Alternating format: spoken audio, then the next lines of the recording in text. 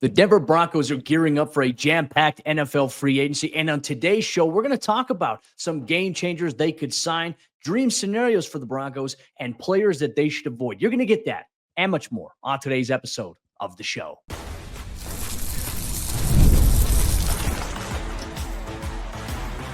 You are Locked On Broncos, your daily Denver Broncos podcast. Part of the Locked On Podcast Network, your team every day.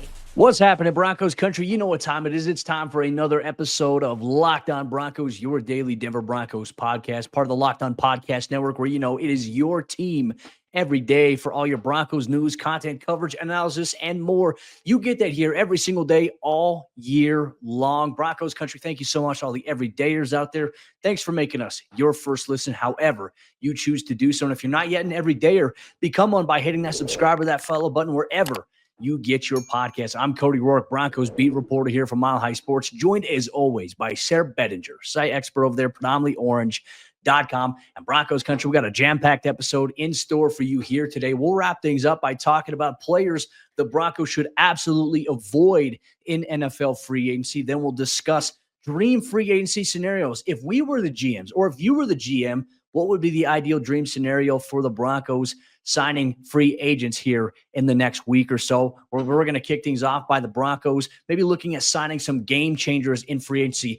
Who would those game changers be? That's exactly what you're getting on today's episode of the show. So, Sayre, let's waste no time, my friend. As we all know, next week, March 12th, next Wednesday, 4 o'clock p.m. Eastern time, that's 2 o'clock p.m. Mountain time, the Denver Broncos could be making their first moves of free agency as the new league year officially begins. Some deals could also be agreed upon as early as March 10th, which is obviously that Monday, the legal negotiating period at that point, or as they call it, the legal tampering period. Notice how they change it from tampering to negotiating. Smart language right there for any of you who took sports law or anything along those lines. But I mean, Sayre, we talk about game changers here all the time. We're kind of stealing this episode idea from a good friend, Ross Jackson, over there at Locked On Saints. I wanted to get your idea as to who some game changers would be for you. Now, let's look on the offensive side first, and then let's look at the defense. If you had to choose one player in free agency that you feel like the Broncos, they went out and they signed him, he would be a complete game changer to them here in free agency.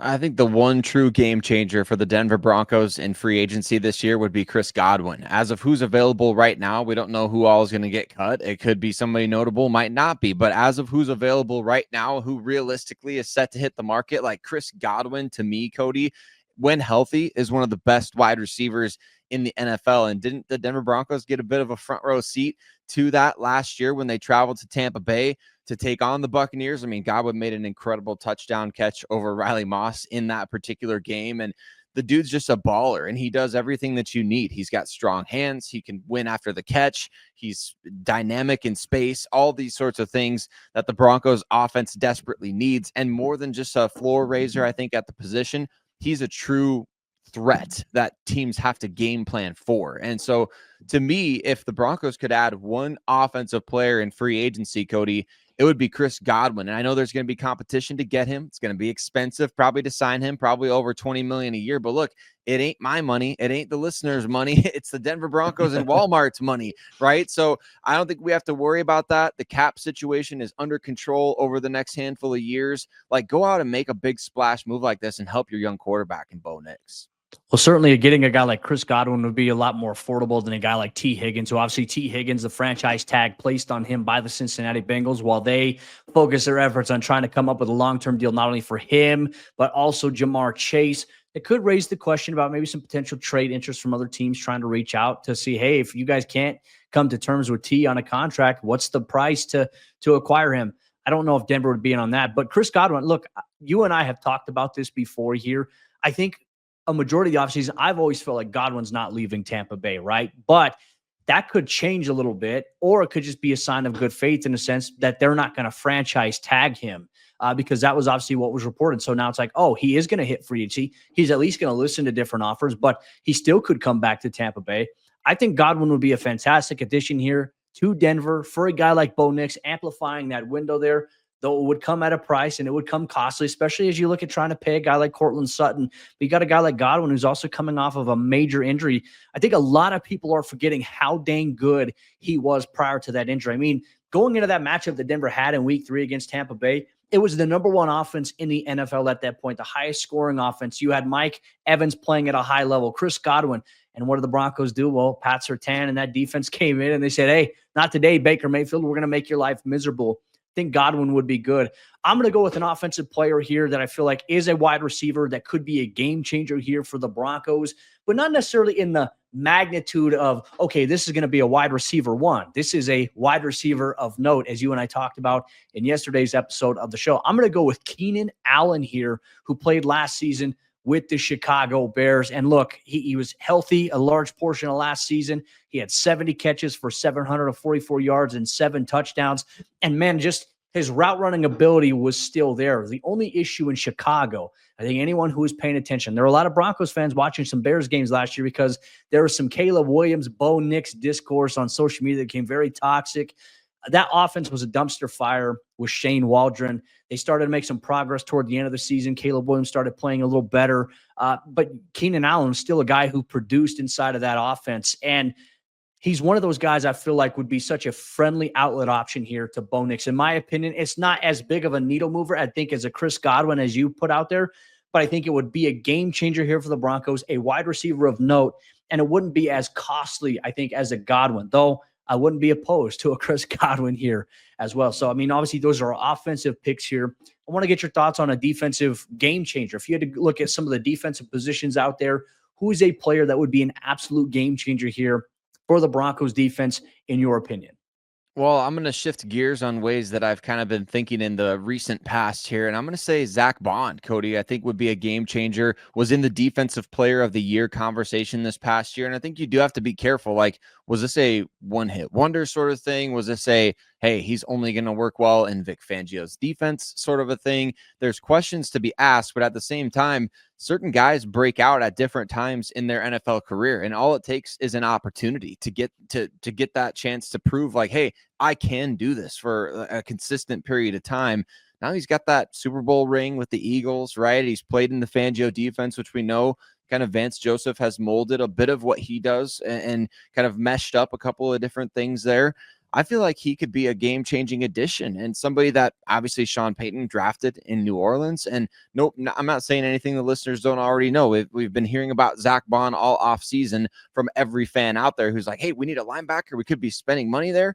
He seems like the obvious pick. So, I mean, just a really, really great year last year. And maybe instead of perceiving it as a one-hit wonder, Cody, maybe we start to think, okay, well, this could be just the beginning really for him in his NFL stardom. We talk about the development of players all the time, and Zach Baun making that transition from edge rusher to off-ball linebacker. I mean, you certainly see the athletic traits that really stick out there. And for him, he's a guy that, when you watch him, Sayre, I don't know how many Broncos fans have actually watched him or watched some, in-depth Eagles games here, but you watch how instinctual he is. You watch how fast he flies to the football. He locates it well. He fills his gaps at an effective rate, and he can drop back into coverage. Like, he is an athletic guy at that position here. I wouldn't be shocked. I know the main concern is, okay, is it the one-year wonder? Like everyone's saying, and you and I have highlighted this before, everyone keeps saying, well, he's just a product of that defensive line down there in Philly. I mean, I think while having that defensive line helps, the Broncos also have a really dang good defensive line too, Sayre. So if we're going to try to move the goalposts a little bit, I'd say the Broncos, they had 63 sacks, which led the NFL last season. They were one of the top defensive line units in all of football here. Zach Baun would make that unit drastically better. I think he would be a game changer.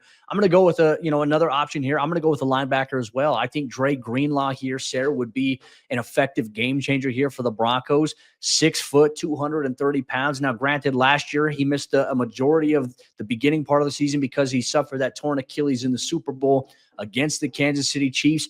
And then he came back and played some snaps, but then I think he had a major groin injury that sidelined him the rest of the season. So it was one of those things that, okay, his body wasn't ready to be back on the football field in 2024. So what does that mean for his market value here going into 2025? I feel like because of that, Sayre, it lowers his valuation in terms of, okay, he's going to cost you an arm and a leg to get. I don't think that's necessarily going to be the case, which honestly could allow him to go right back to San Francisco now that Robert Saleh is the defensive coordinator there again. But I would think Dre Greenlaw, I feel like he would play well. He's instinctual. I think he would fit that mold there, especially if he's playing next to Alex Singleton. maybe there's a situation where it's Alex Singleton and Drew Sanders competing for that spot there, right? Fighting for that starting job, where you bring in Dre Greenlaw. He's not a backup guy. He is your starter. He gives you something you currently don't have there at that position. He's going to elevate the defense. I personally believe that because of his traits, his instincts, his ability to play downhill. He's got athleticism to him.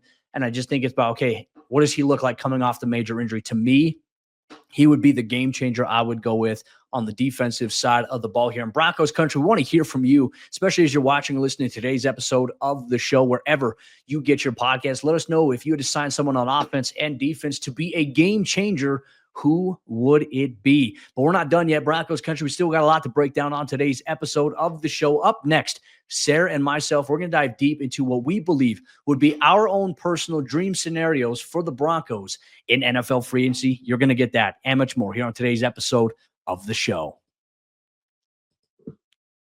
Today's episode of Locked On Broncos is brought to you by our friends over there at Chewy. You've probably heard of Chewy. They do really have everything that you need to keep your pet healthy and happy. Whether you're shopping for food, treats, or even pet health care, Chewy, they make it easy, fast, and affordable. With over 100,000 products from all of your favorite brands, Chewy has everything that your pet needs, from food and treats to toys, beds, and grooming. It's not just for dogs and cats. They've got supplies for birds, fish, reptiles, and small pets too. Chewy also makes it easy to manage your pet's health with prescriptions, telehealth visits, and even in-person vet clinics rolling out nationwide. Auto ship, it's a game changer. You can set up automatic deliveries for food, treats, or any essentials so you and your pet never run out. And you can easily change or cancel it at any time. And Chewy has everything you need to keep your pet happy and healthy. Right now, you can save $20 on your first order and get free shipping by going to chewy.com or clicking the link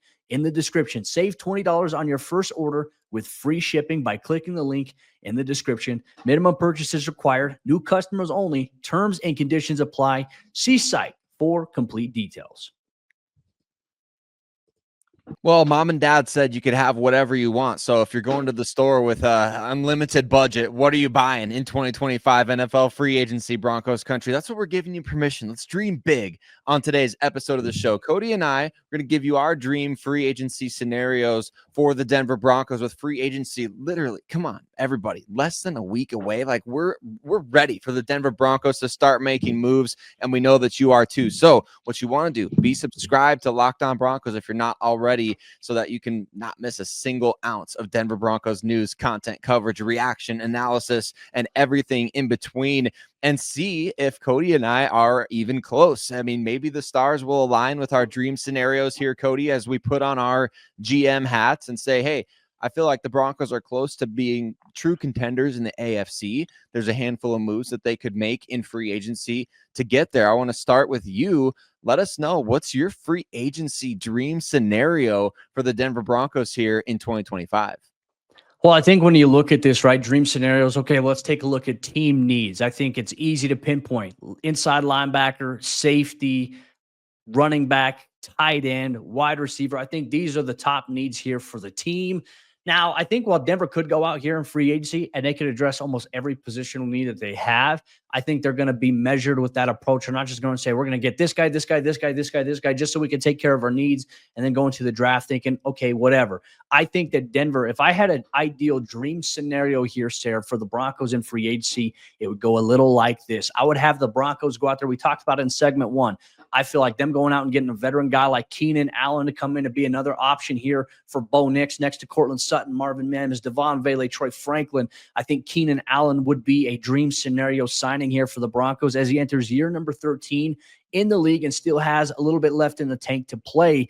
But we've already talked about Keenan Allen. I've got Dre Greenlaw as another dream scenario signing from my perspective here at inside linebacker. But the one that I'm probably the most excited about here, if Denver is as invested in maybe adding another safety as people talk about here, Minnesota Vikings safety Cam Bynum is a name that I've got my eye on, a guy who can make plays on the football, guy who comes up against the run. I feel like when you envision a defense with he and Brandon Jones at safety, these guys complement each other so much from a skill set standpoint, and it helps out your guys at cornerback. And even if you go out and let's say you get the Dre Greenlaw, and he impacts that second level at inside linebacker, you've got one of the NFL's best defensive lines returning from last season minus DJ Jones status, which we don't know right now.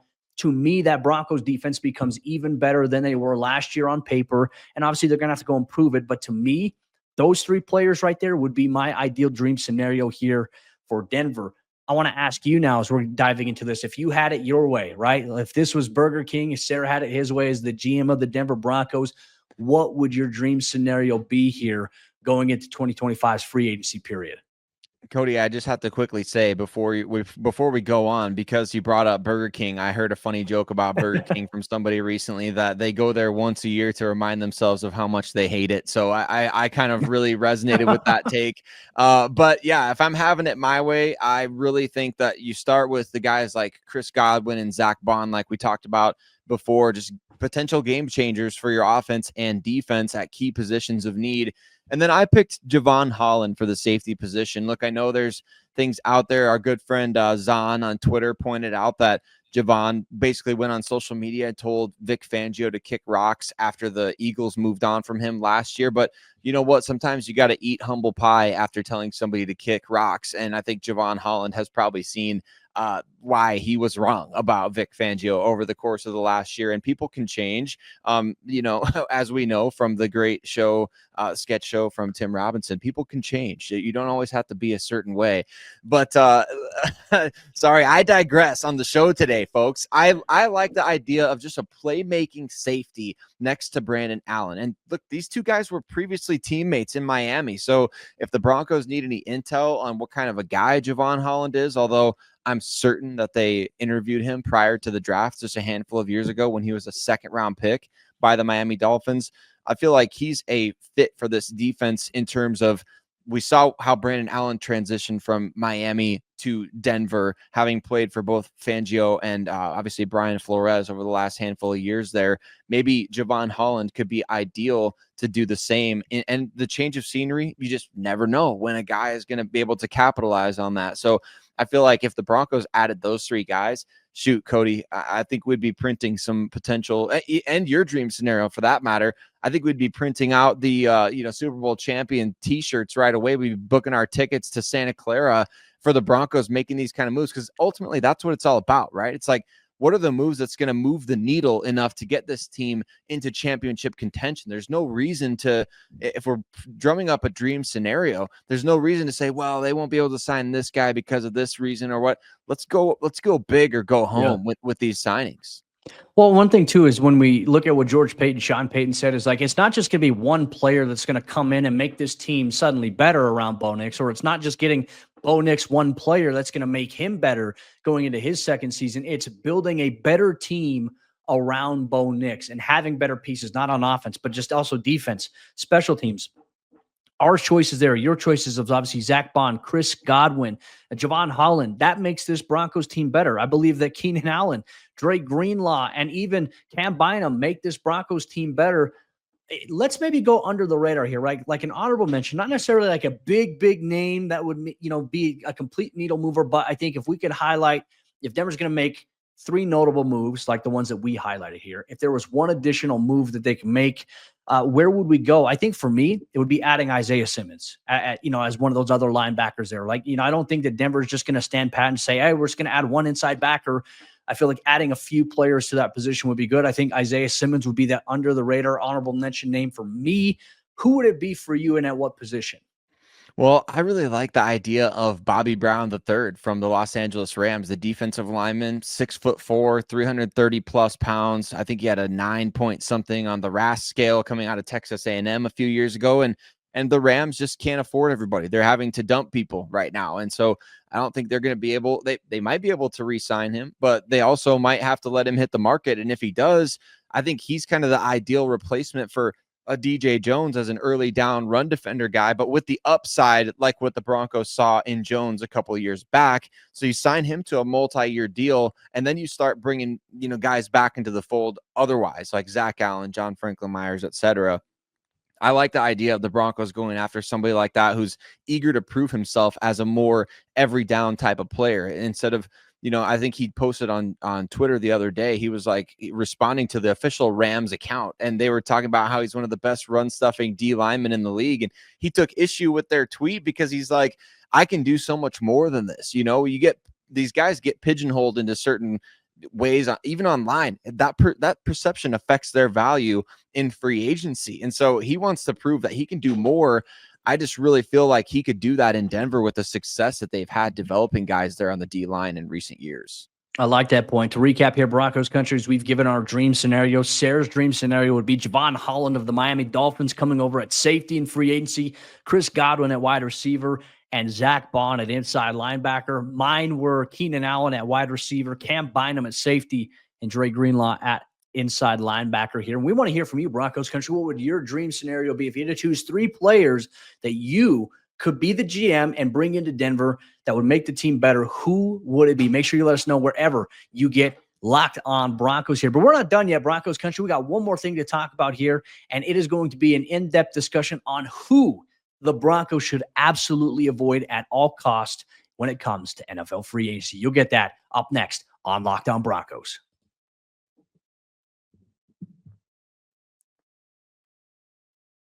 As NFL free agency approaches next Wednesday at 2 o'clock p.m. Mountain Time, who should the Broncos avoid in free agency that people have been talking about? I think there are a handful of names, and I think, Sayre, as we go on and talk about this, we look at positions of need. I was going through Spot Track's list of free agents, and I was thinking to myself, okay, if we talked about the positions that we addressed here on today's show, what positions and what players should the Broncos avoid?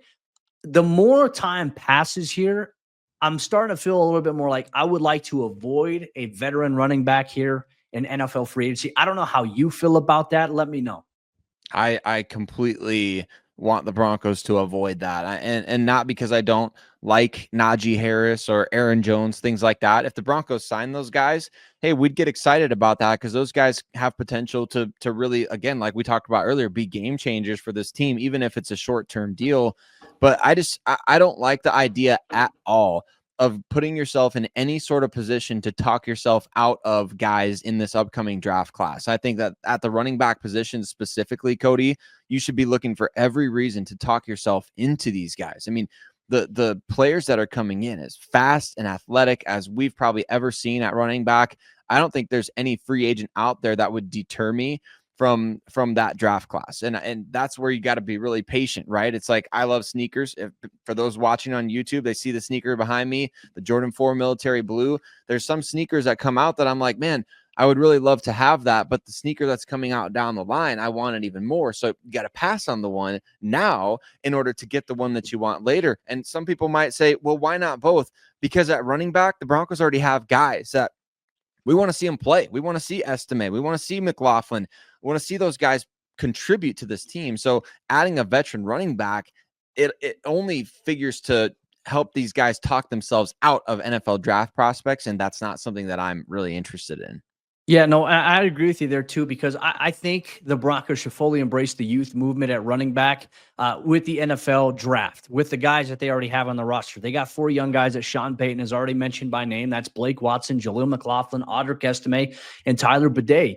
Bring in another guy or maybe even 2 guys during the NFL draft and see who survives, who makes it. Like, Sean Payton has acknowledged that there isn't the idea like the bell cow back unless you have certain guys like Derrick Henry. Like, he says we have to use multiple backs. But I felt like because Javonte was the veteran in that room last year, I felt like there was a little bit of allegiance to him, which fine. I understand that as a coach. It's a tough position to be in. But I also felt like that hindered maybe seeing what these young guys could truly do inside of this offense, right? You want to be able to get a picture of what that's going to be. I think this year's draft class, as you mentioned, you got a combination of size, explosiveness, athleticism. You got running backs in this year's draft that have legitimate joker traits that Sean Payton's looking for. And if he doesn't identify that in a tight end, it could be one of these tailbacks, even a couple of those Ohio State guys. You know, I'm very fond of the Buckeyes group of backs in this year's class. That is the path I'd rather the Broncos go. So I agree with you. I know you have Najee Harris, Aaron Jones on your list. I also have another veteran name that some people have talked about, Raheem Mostert. I don't think that would be a name that the Broncos should even consider. Obviously, his time at San Francisco, there was a time where he was explosive, you know, had the fastest miles per hour in terms of carries on a touchdown score. But injuries have definitely been a major factor in his career. The Miami Dolphins obviously moved on because they really love what they have with Devon Achane and some of the other backs they got there. I just don't think bringing in a veteran right here is going to do much for this for this room, for the running back position in today's NFL. I don't know unless it's a complete game changer, which I don't think there's a game changer out there in free agency right now that'll come in and move the needle for the Broncos the way I think one of these young guys in the NFL draft will. So I'm in agreement with you. One guy at a skill position that I think the Broncos should avoid, I feel like at wide receiver, Stephon Diggs. I would like the Broncos to avoid him. Obviously, he's coming off of an ACL, but I just don't think, and I've said this before, I just don't think he's going to be a fit inside of this locker room. He's a guy who wants a lot of touches. And look, I think that's a different dynamic. You know, Stephon Diggs at one point, one of the best wide receivers in the NFL. Obviously, George Payton knows him very well. But my concern and my main hangup here is you have a wide receiver room that has Courtland Sutton, who's the top target guy, right? The top beneficiary. And you got Marvin Mims. You got Devon Vele. You've got Troy Franklin. None of these guys complain about touches, right? You mentioned the game where Courtland didn't have a single target against New Orleans. Courtland wasn't pouting. He wasn't doing that. If Stephon Diggs, we've seen this before, even in Houston, there were times where Stephon Diggs was visibly frustrated on the sideline. I just don't think that would be a good dynamic here for the Broncos. That is one name I think at a skill player position the Broncos should absolutely avoid. Yeah, I could see that for sure. You want to make sure, especially if you're adding pass catchers to the mix with a young quarterback, that you're adding the right culture fit and the right players at that position, because the chemistry with the quarterback, the chemistry with the other receivers. I mean, there's a reason why I think it was yesterday's show, Cody, that you brought up the 2013 kind of murderers row lineup of skill players the Broncos had at that time. Those guys weren't all, fighting over carries. They knew that the ball was going to come to them eventually. They weren't fighting over targets. They weren't fighting over, hey, I don't have 10 touchdowns yet. Give me 10 touchdowns. I think Peyton Manning was probably more aware of that than the players were themselves.